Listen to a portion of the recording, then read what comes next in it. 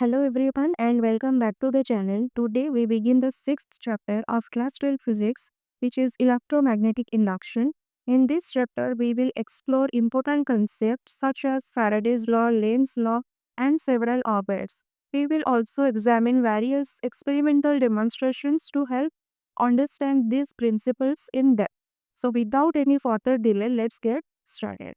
So see, in the previous chapter, we had seen that a current carrying conductor when kept in a magnetic field experience force and torque. Now in this chapter, we will study that the reverse phenomenon is also possible. That means if we rotate the conductor, or we can say if we rotate the coil in a magnetic field, then the current will flow in it. Okay, fifth chapter आपका क्या था? Magnetism and matter. Previous chapter में हमने क्या देखा था? We learned that a current carrying wire in a magnetic field feels a force and also power. Okay, so basically in this chapter we will see the opposite of that. If we move a wire or coil in a magnetic field, then electric current is produced in it. Okay, so this reverse action is also known as your electromagnetic induction. Okay, EMI, electromagnetic induction, right? So see, देखो, current can be induced in the coil when these coils are rotated in a magnetic field. This had led to the alternate ways of generating current. When electromagnetic induction was discovered, only source of EMF available were those of chemical nature such as dry cell, but at present large scale production and distribution of energy became possible because of this phenomenon of electromagnetic induction. Faraday and Henry independently discovered the principle of magnetically induced EMF and found methods to convert how mechanical energy converted into electrical energy. So EMI formed the principle of two important electrical devices. First one is your electrical generator, another one is transformer, which has revolutionized the lifestyles of the mankind. Okay, तो आपको basically what is electromagnetic induction, इसका मतलब क्या है? जैसे कि हमने बताया, when a coil is rotated in a magnetic field में जब आप एक कॉइल को रोटेट करोगे, current gets induced in the coil. Okay, coil में करंट इंड्यूस होना चालू होगा. So this is a way of generating electricity. Basically यहाँ से ही हम इलेक्ट्रिसिटी इस तरह से इस प्रोसेस को फॉलो करके हम लोग क्या कर सकते हैं? इलेक्ट्रिसिटी को जनरेट कर सकते हैं. Before this was discovered, the only source of electricity was chemical cells, जैसे कि यहाँ पे लिखा गया है ड्राई सेल. ठीक है, but when EMI or you can say electromagnetic induction was discovered, it became possible to generate electricity in large amounts. Okay, so leading to inventions like generators, transformers. ठीक है, so Faraday and Henry discovered the concept of EMI and made electric power generation possible, which changed the world. ठीक है, इसको आपको अच्छे से याद होना चाहिए. नेक्स्ट हम लोग देखेंगे जो टॉपिक 1 में आएगा, Faraday's laws and motional electromotive force, EMF. Okay, देखो, तो यहाँ पे आपको क्या क्या लिखा गया है? The phenomenon of generation of current or EMF by changing the magnetic field is known as electromagnetic induction. The EMF developed in the conductor by the process of EMI is known as induced EMF.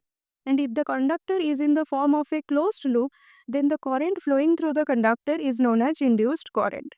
It is the reverse process of magnetic field produced by electric current.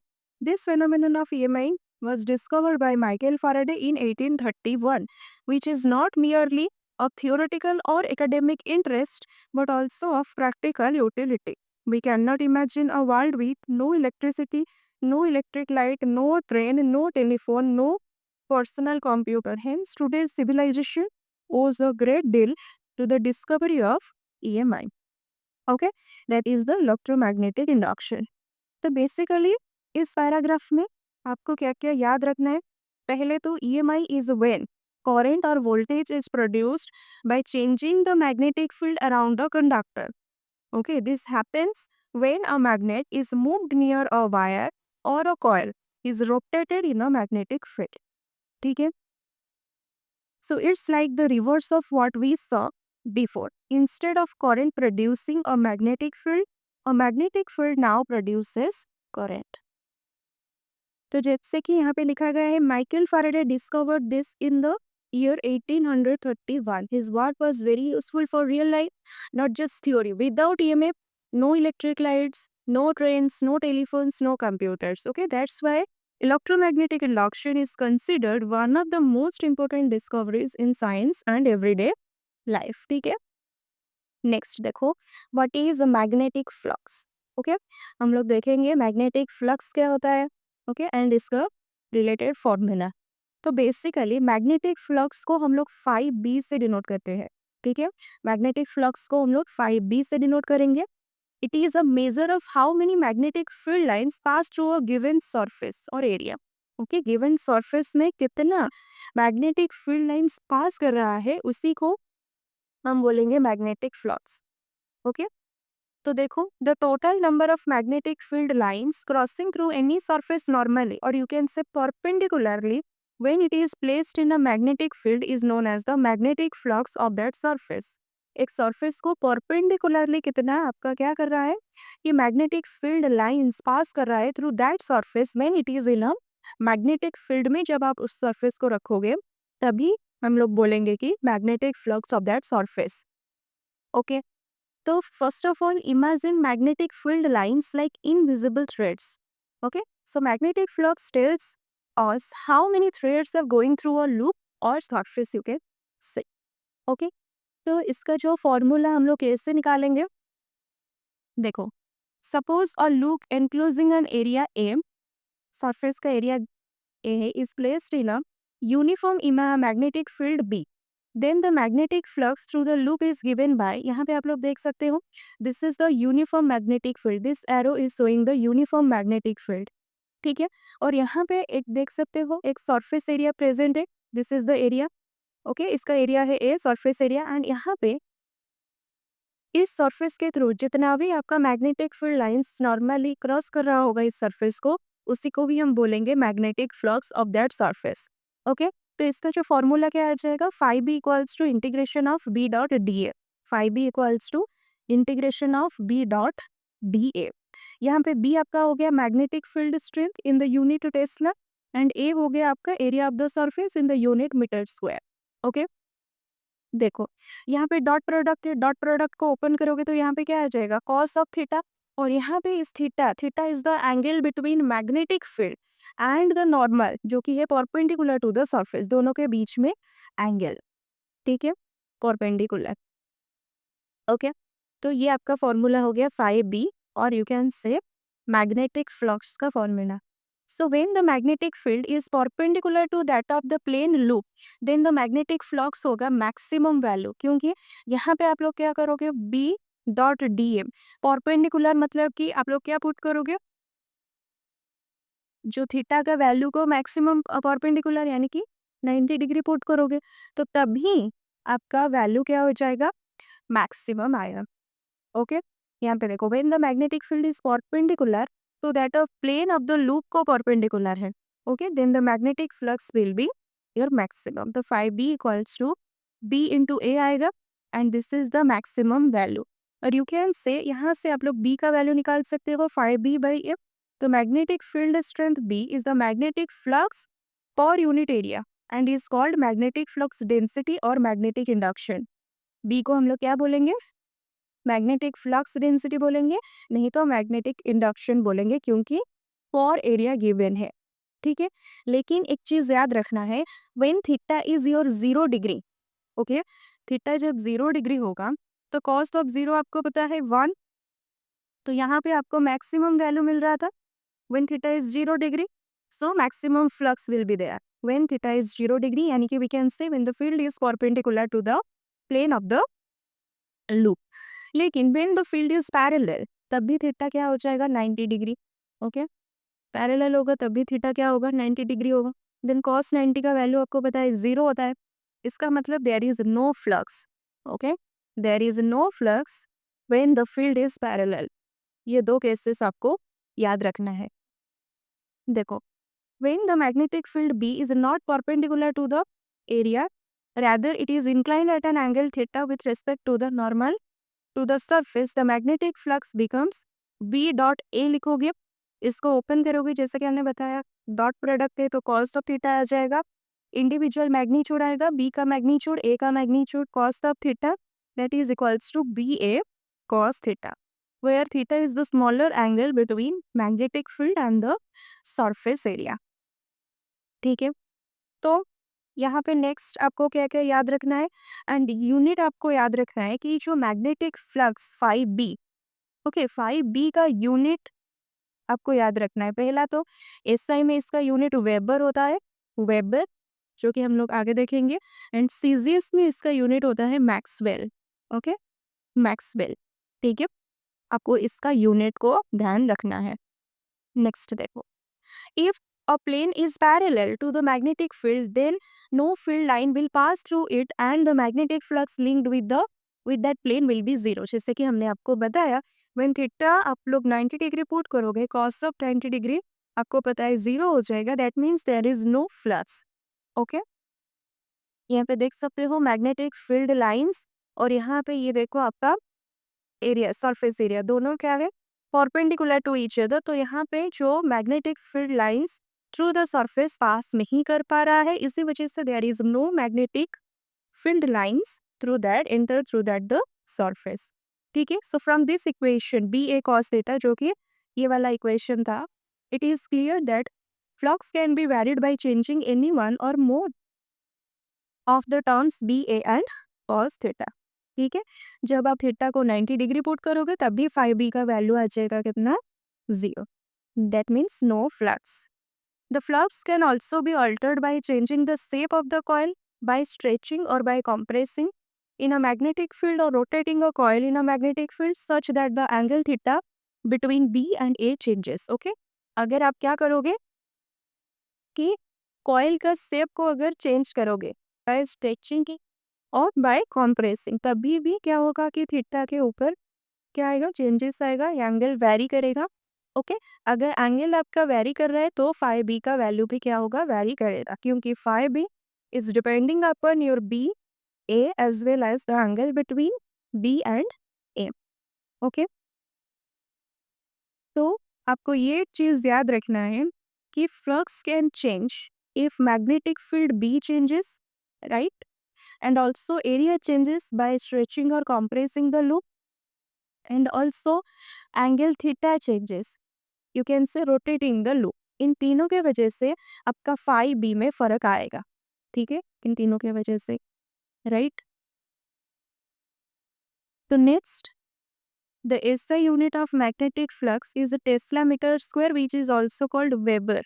okay, WB इसको लिखा जाता है Weber। so 1 Weber equals to 1 Tesla meter square। ठीक है, so 1 Weber is the amount of magnetic flux over an area of 1 meter square held normal to the uniform magnetic field of 1 Tesla। तो 1 Weber magnetic flux कब होगा, जब आपका surface area 1 metre square का होगा and through that surface area जो कि magnetic field uniform magnetic field में होगा, उस सरफेस उसका जो स्ट्रेंथ होगा वो 1 टेस्ला के बराबर होगा। सिमिलरली सीजीएस में आपको याद रखना है मैक्सवेल बोलते हैं इसको। तो 1 वेबर एंड मैक्सवेल के बीच में जो रिलेशन है 1 weber equals to 10⁸ maxwell. Okay, इसको आपको याद रखना है। 1 weber equals to 10⁸ maxwell and magnetic flux is a scalar quantity, it's dimensional formula this much. Okay, magnetic field as well as area का यूज करके आप लोग इजिली इसका निकाल सकते हो क्या डायमेंशनल फॉर्मूला, राइट। नेक्स्ट हम लोग एक एग्जांपल डिस्कस करेंगे। और लॉन्ग सोलेनॉइड आपको गिवन है, radius 4 centimetre, length 400 centimetre, carries the current of 3 ampere. Length आपको गिवन है 4 सेंटीमीटर, 400 सेंटीमीटर, एंड इसमें जो करंट फ्लो कर रहा है that is upcoming 3 ampere. The total number of turns is 100, यानी कि आपको एन का वैल्यू 100 गिवन है। Assuming ideal solenoid, find the flux passing through a circular surface having center on axis of the solenoid of radius 3 cm and is perpendicular to the axis of solenoid all in both inside and also at the end of the solenoid। दोनों ही cases में हमको निकालना है क्या कि flux. ठीक है, तो पहले देखो आपको number of turns per unit length given, total number of turns given है। तो अभी हम लोग क्या निकाल सकते हैं, number of turns per unit length निकाल सकते हैं। That is your 100 by length, यानी कि 4 करोगे, जो कि इसका रेडियस आपको गिवन है। ठीक है, तो आपको मिल जाएगा 25 टर्न्स पर मीटर। ओके, कितना अमाउंट का मिलेगा, 25 टर्न्स पर मीटर मिल जाएगा। ठीक है, so magnetic field of a solenoid at a point, अगर हम पहले वाले निकालेंगे, कैलकुलेट करेंगे इनसाइड, इसका जो फॉर्मूला आएगा आपको याद रखना है, B equals to mu naught N I. Magnetic field inside का फॉर्मूला आ जाएगा mu naught N into I. N is the number of turns per unit length, I is the total amount of current flowing through the solenoid. Okay, तो यहाँ पे देखो area of cross section of the solenoid क्या हो जाएगा, pi are square, pi into radius का square आएगा। And हमें थीटा का वैल्यू क्या है, 0 डिग्री है। ठीक है, तो यहाँ पे आप लोग क्या करोगे, बी, फाइव बी का फॉर्मूला क्या होता है, जैसे कि अभी हमने देखा B A cos theta, instead of B आप लोग पुट करोगे mu naught N I, instead of area आप लोग पुट करोगे pi are square and cos of 0 degree.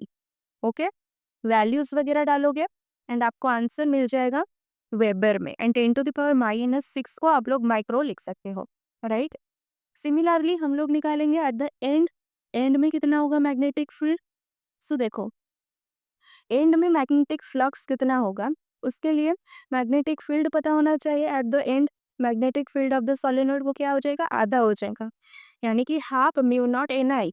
ठीक है, तो यहाँ पे जितना भी आपका वैल्यू इनसाइड में आया उसको आप लोग आधा कर दोगे तो आपको मिल जाएगा क्या, at the end how much magnetic flux will be there.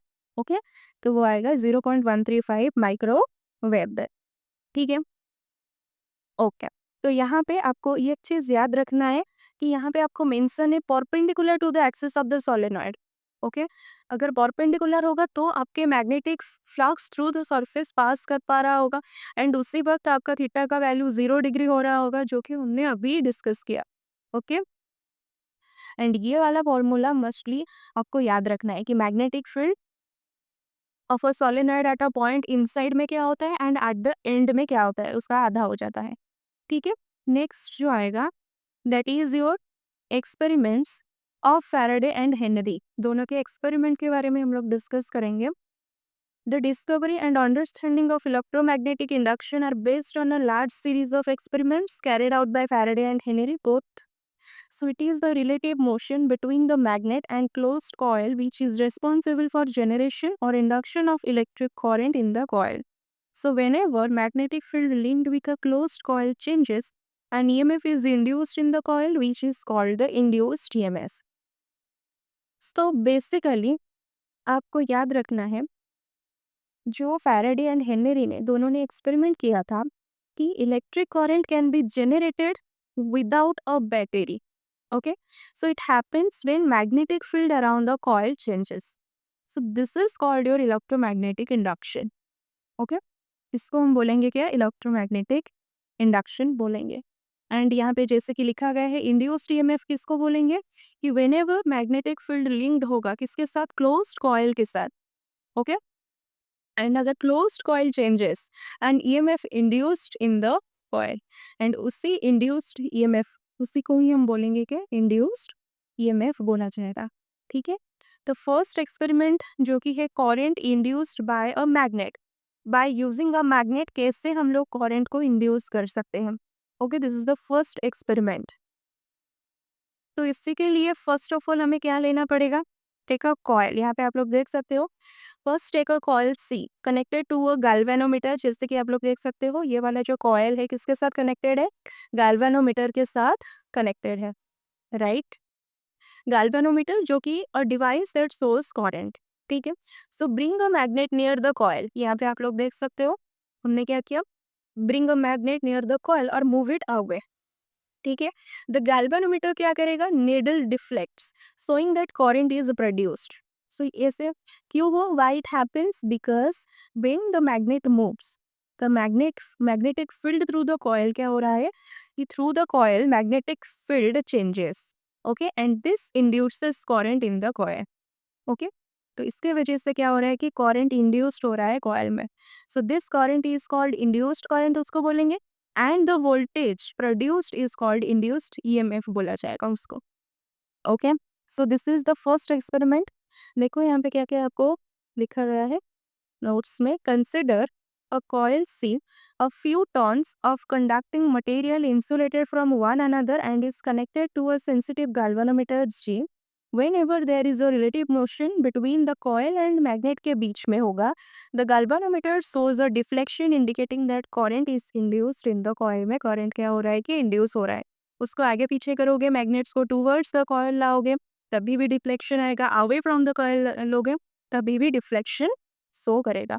So therefore हम लोग बोल सकते हैं कि relative motion between the magnet and coil generates electric current in the coil. So the current generated is called, उस current को क्या बोला जाएगा, induced current. Induced current. Okay, in the second experiment current induced by a current, current को induce करेंगे लेकिन by the help of the current. Okay, तो यहाँ पे बेसिकली हम लोग क्या करेंगे, instead of a magnet now we take a second coil connected to a battery. Okay, यहाँ पे देख सकते हो जो फर्स्ट कॉइल था वो गाल्वानोमीटर से कनेक्टेड होगा, एंड सेकेंड कॉइल जो कि बैटरी से कनेक्टेड होगा। ओके, सो हम लोग क्या करेंगे, सेकेंड कॉइल जो कि बैटरी के साथ कनेक्टेड है, bring it near the first coil, उसके पास लाएंगे, फर्स्ट कॉइल के पास। ठीक है, the current in C2। Okay, the current in C2 दूसरे वाले कॉइल में जो भी करंट होगा क्रिएट करेगा क्या, magnetic field. Okay, so when C2 is moved the magnetic field around C1 भी क्या होगा, changes. Okay, again the galvanometer connected to C1 shows the deflection, shows the deflection। तो यहाँ पे इस बार हमने क्या किया, मैग्नेट्स को हटा के उसके जगह पर क्या लाए हैं कि एक coil which is connected to a battery. Okay, so basically यहाँ पे क्या हो रहा है कि C2's magnetic field affects C1। Okay, second coil का जो मैग्नेटिक फील्ड है वो फर्स्ट कॉइल की मैग्नेटिक फील्ड को अफेक्ट करेगा, and changing magnetic field induces current in the first coil. Okay, so when second coil is moved away, deflection happens in opposite direction। Okay, ठीक है, अगर आप क्या कर रहे हो, टूवर्ड्स C1 ला रहे हो तभी डिफ्लेक्शन जिस भी डायरेक्शन में हो रहा होगा, जब आप आपको ऑपोजिट डायरेक्शन में C2 को मूव करोगे तभी डिफ्लेक्शन ऑपोजिट शो करेगा। राइट, तो देखो आपको एग्जाम में क्या लिखना है, when the bar magnet is replaced by a second coil C2 connected to a battery, the steady current in coil C2 produces a steady magnetic field को produce करेगा। Okay, as the coil C2 is moved towards C1, the galvanometer shows the deflection को show करेगा। This indicates that electric current is induced in the coil C1, right? So when coil C2 is moved away, जब आप दूर लोगे इसको, the galvanometer shows the deflection again, but this time in the opposite direction में show होगा। The deflection lasts as long as coil C2 is in the motion कर रहा होगा, तब भी आपको deflection दिखाई देगा। ठीक है, तो नेक्स्ट हम लोग देखेंगे थर्ड एक्सपेरिमेंट। थर्ड एक्सपेरिमेंट में क्या होगा कि करंट इंड्यूस होगा लेकिन bye changing the current. Okay, हम लोग करंट इंड्यूस करेंगे बाय चेंजिंग द करंट। देखो इस एक्सपेरिमेंट में हम लोग क्या यूज करेंगे, देयर आर टू कॉइल्स, आप लोग देख सकते हो C1 and C2, and coil C1 is connected to a galvanometer। galvanometer basically a device that detect current। Okay, and coil C2 is connected to a battery through a switch. यहाँ पे आप देख सकते हो दिस इज द टैपिंग की K. Okay, तो basically हमें यहाँ पे क्या करना पड़ेगा, देखो first of all we press the key K. Okay, tapping key को प्रेस करेंगे and allowing current to flow through the coil C2 में करंट फ्लो करने के लिए अलाउ करेंगे। उसके बाद हम लोग क्या करेंगे, when this happens the galvanometer connected to C1 के साथ जो गैल्वेनोमीटर आपका कनेक्टेड है मूव्स ब्रीफली, यानी कि showing that a small current is created in C1 में करंट क्रिएट हो रहा है, ऐसा इंडिकेशन कौन देगा, galvanometer, by deflecting the needles. Right, तो उससे हम बोलेंगे क्या, induced current. Okay, if we keep the key pressed the galvanometer goes back to zero, यानी कि no more current is induced. Okay, when we release the key the galvanometer again shows a brief movement but in the opposite direction में show करेगा।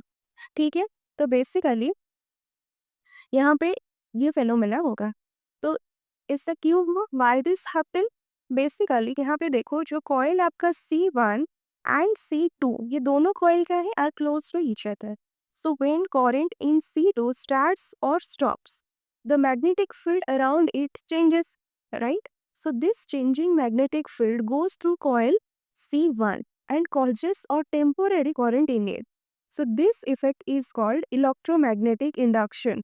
इस effect को हम लोग क्या बोलेंगे, इलेक्ट्रोमैग्नेटिक इंडक्शन। जो भी मैंने आपको बताया यहाँ पे आपको गिवन है।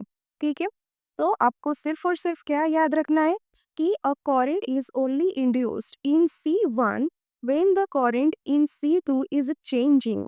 ओके, यानी कि स्टार्टिंग और स्टॉपिंग। अ स्टेडी और on changing current does not cause induction को कॉज नहीं करेगा, एंड उसी वक्त आपका करंट इंड्यूस कॉइल C1 में नहीं होगा अगर हम C2 में करंट को चेंज नहीं करेंगे, यानी कि स्टार्ट और स्टॉप नहीं करेंगे तो। ठीक है, नेक्स्ट आएगा देखो Faraday's laws of electromagnetic induction. तो फैराडे फर्स्ट लॉ आपको क्या बोलता है, देखो Faraday first law. So whenever magnetic flux through a coil changes and EMF, यानी कि EMF का फुल फॉर्म है क्या, electromotive force. Okay, electromotive force induce होगा जब भी आपका क्या होगा, magnetic flux through a coil change होगा, तभी क्या होगा, इलेक्ट्रोमोटिव फोर्स और वोल्टेज, आप लोग इसको बोल सकते हो, वोल्टेज क्या होगा, इंड्यूस होगा, voltage is induced, right? So magnetic flux is just means कि how much magnetic field lines passes through the coil, जैसे कि हमने ऑलरेडी आपको बताया है। If we change the magnetic field by moving a magnet or turning current, okay, on or off nearby, we create electricity in the coil. हम लोग क्या कर सकते हैं, इलेक्ट्रिसिटी क्रिएट कर सकते हैं। ओके, तो यहाँ पे देखो, सिर्फ और सिर्फ फैराडे फर्स्ट लॉ में आपको याद रखना है कि just having a magnetic field is not enough, it must change होना चाहिए। ओके, तो देखो क्या लिखा है फैराडे फर्स्ट लॉ में, whenever the amount of magnetic flux linked with a circuit changes an EMF is induced in it, the SI unit of this induced EMF आपको याद रखना है वोल्ट के बराबर, V से नोटेशन इसका होगा। The actual number of magnetic field lines passing through the circuit does not depend on the values of the induced EMF, में डिपेंड नहीं करेगा actual number of magnetic field lines passing through the circuit, यानी कि जो magnetic flux, okay, that doesn't depend on the values of the induced EMF, पे depend नहीं करेगा। So induced current is determined by the rate at which the magnetic flux changes. So this is the Faraday's first law. Okay, Faraday first law को सिर्फ और सिर्फ आपको याद रखना है कि whenever magnetic flux through a coil changes and EMF, or you can say electromotive force or voltage is induced. Okay, आपको सिर्फ ये याद रखना है। Then next comes to Faraday's second law. Second law में क्या आपको given है कि the amount of EMF जितना भी induce हुआ है, the amount of EMF induced depend किस पे करेगा, on how fast the magnetic flux changes. Okay, how fast the magnetic flux changes. ठीक है, तो यहाँ पे देखो आपको क्या लिखना है एग्जाम में, the magnitude of the induced EMF in a circuit is equal to the rate of change of magnetic flux through the circuit, जैसे कि हमने बताया। So mathematically Faraday second law को हम लोग कैसे लिख सकते हैं, जो भी EMF इंड्यूस होगा वो डायरेक्टली प्रोपोर्शनल होगा rate of change of magnetic flux को। Induced EMF directly proportional to rate of change of magnetic flux. Okay, आप इसको ऐसे भी लिख सकते हो, इंड्यूस्ड EMF को हम लोगों ने डिनोट करेंगे स्मॉल ई से, यहाँ पे rate of change of magnetic flux को लिखेंगे d∅b/dt, d∅b/dt, और यहाँ पे आप लोग देख सकते हो नेगेटिव साइन है। So the negative sign shows that the induced EMF, ये जो इंड्यूस्ड EMF है, this opposes the change. Okay, basically this is Lenz law. Okay, ये जो अपोज करेगा चेंज को, इसी को ही हम लोग बोलेंगे लेंस लॉ। ओके, तो इसको d∅b/dt को इसको इस तरह से भी हम लोग लिख सकते हैं, phi2 - phi1/t2 - t1। Okay, okay, तो आपको ये वाला फॉर्मूला याद रखना है सेकेंड लॉ के regarding, okay, E equals to minus D phi by D T. और आप इसको ऐसे भी लिख सकते हो, rate of change of magnetic flux equals to, change को आप लोग ऐसे लिख सकते हो, फाइनल माइनस इनिशियल, यानी कि phi two minus phi one divided by T two minus T one. तो यहाँ पे देखो, the negative sign in above relation indicates that the induced EMF in the loop due to changing flux always opposes the change in the magnetic flux को oppose करेगा। In other words हम लोग क्या बोल सकते हैं, the direction of induced EMF is such that it always opposes the change in the magnetic flux linked with the circuit। okay, उसको हमेशा oppose करेगा। In the case of a closely wound coil of n turns, अगर n turns होगा then हम लोग क्या बोलेंगे, N turns के लिए अगर हम निकालेंगे तो क्या होगा, the change of flux associated with each turn same रहेगा, यानी कि एन टाइम्स इंक्रीज हो जाएगा। So the expression for the total induced EMF में क्या होगा, एन टाइम्स इंक्रीज होगा, यानी कि आप लोग सिर्फ और सिर्फ एन से मल्टीप्लाई कर दोगे। अगर एन नंबर ऑफ टर्न्स के लिए हमको कैलकुलेट करना पड़ेगा इसको, ईएमएफ को, ई इक्वल्स टू आ जाएगा minus N D five B by D T. यानी कि अगर हम लोग ऐसे बोल सकते हैं कि अगर मोर टर्न्स होगा तो मोर ईएमएफ होगा, ठीक है, more turns equals to more EMF.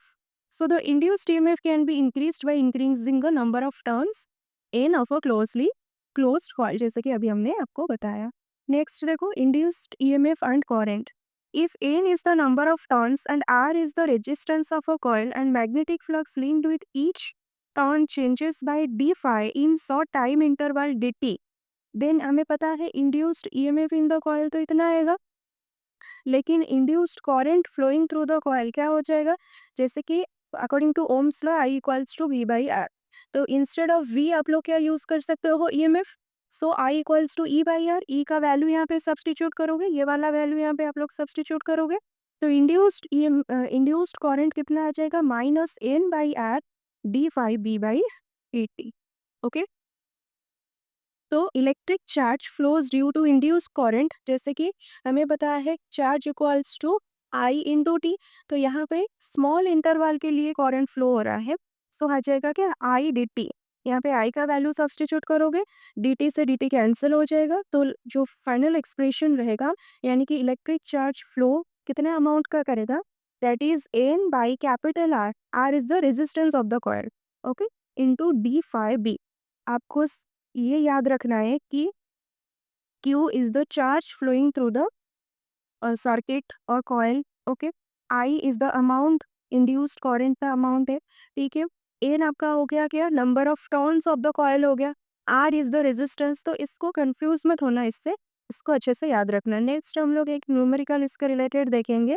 देखो, अ magnetic field of flux density 10 Tesla आपको गिवन है, flux density acts normally to the coil of 50 turns having 100 centimeter square area. Find the EMF induced if the coil is removed from the magnetic field in 0.15 second. आपको magnetic field flux density, magnetic field given है 10 tesla, N 50 turns, area 100 centimetre square, इसको metre square में convert कर सकते हो, small time interval आपको given है 0.15 second. तो पहले हम लोग क्या निकालेंगे, magnetic flux linked with the coil initially, यानी कि इनिशियल मैग्नेटिक फ्लक्स कैलकुलेट करेंगे, जो कि है फाई वन। फाई का फॉर्मूला क्या होता है, जैसे कि आपको हमने पहले भी बताया था, N into B into A आएगा। एन का क्यों आएगा, नंबर ऑफ टर्न्स को आप लोग सिंपली यहाँ पे मल्टीप्लाई करोगे, तो वैल्यूज रखोगे तो आ जाएगा 5 weber, the unit of magnetic flux, okay. But magnetic flux linked with the coil finally, यानी कि when removed from the magnetic field से, अगर आप मैग्नेटिक फील्ड रिमूव करोगे तो वहाँ पे जो भी एरिया और कॉइल है, through that coil there is no passing of magnetic field lines, okay. तो मैग्नेटिक फील्ड लाइंस उसके थ्रू पास नहीं कर पाएगा, यानी कि हम लोग बोल सकते हैं कि फाइनली मैग्नेटिक फ्लक्स का जो वैल्यू होगा वो 0 के बराबर आएगा। एंड हमें पता है induced EMF E equals to minus D five B by D T. यहाँ पे माइनस एज इट इज रखोगे, डी फाइव बी को क्या लिखोगे, phi two minus phi one divided by D T करोगे, इनिशियल फाइनल वैल्यू पर आप put करोगे, एंड जो भी आंसर आएगा वो ईएमएफ यानी कि वोल्टेज में आंसर आ जाएगा 33.33 वोल्ट। नेक्स्ट एग्जाम्पल देखो, A square loop of side given a 10 centimeter and resistance 0.5 ohm is placed vertically in the east-west plane. A uniform magnetic field of 0.10 Tesla is set up across the plane in the northeast direction में uniform magnetic field apply है, ठीक है। The magnetic field is decreased to 0 in 0.70 second at a steady rate में। Okay, determine हमें क्या करना है, magnitude of induced EMF and current during this time interval में। ओके, तो पहले तो देखो आपको क्या क्या गिवन है। गिवन पार्ट बी आपको गिवन है 0.10 टेस्ला, एरिया 100 सेंटीमीटर स्क्वायर, इसको मीटर स्क्वायर में कन्वर्ट करोगे। थीटा देखो 45 डिग्री, थीटा इज 45 डिग्री, क्यों? क्योंकि as the angle made by area vector of the loop with the magnetic field is 45 degree. जैसे कि यहाँ पे आप लोग देख सकते हो east west plane and north east direction. Okay, तो यहाँ से हमको क्या पता चल रहा है कि एंगल कितना होगा, 45 degree. Okay, area vector and magnetic field के बीच में, ठीक है। आर आपको रेजिस्टेंस गिवन है 0.5 ohm as well as small time interval 0.70 second given है। फर्स्ट ऑफ ऑल हमने क्या निकालना है, फाई 1 एंड उसके बाद फाई 2 कैलकुलेट करेंगे। फाई 1 जैसे कि B A cos of theta आएगा, कॉस ऑफ 45 डिग्री। यहाँ पे लिखोगे बी का वैल्यू, ए का वैल्यू पुट करोगे, कॉस 45 डिग्री 1/√2 यहाँ पे पुट करोगे, answer weber. And final magnetic flux 0 आएगा, क्योंकि आप लोग देख सकते हो यहाँ पे लिखा गया है कि the magnetic field is decrease to 0, यानी कि जो फाइनली जो magnetic field, there is no magnetic field, that's why there is no magnetic field lines passing through the your given area, that's why magnetic flux भी finally क्या हो जाएगा, 0 आएगा, ठीक है। तो मैग्नीट्यूड ऑफ इंड्यूस्ड ईएमएफ निकालोगे, formula E equals to -d∅b/dt। Instead of यहाँ पे φ2 -φ1 डालोगे, वैल्यूज वगैरह डालोगे, सॉल्व करोगे, 10⁻³ आपको पता है मिली वोल्ट के बराबर आ जाएगा। हमें इंड्यूस्ड करंट का भी मैग्नीट्यूड फाइंड आउट करना है, I इक्वल्स टू E/R। यहाँ पे ईएमएफ का वैल्यू, नीचे R का वैल्यू रखोगे, 10⁻³ को मिली एम्पियर भी लिख सकते हो। 2 milliampere is the magnitude of the induced current. Okay, so this is all for today. Next class में हम लोग लेंस लॉ से स्टार्ट करेंगे। This is a very very important concept of this particular chapter. Okay, so thank you.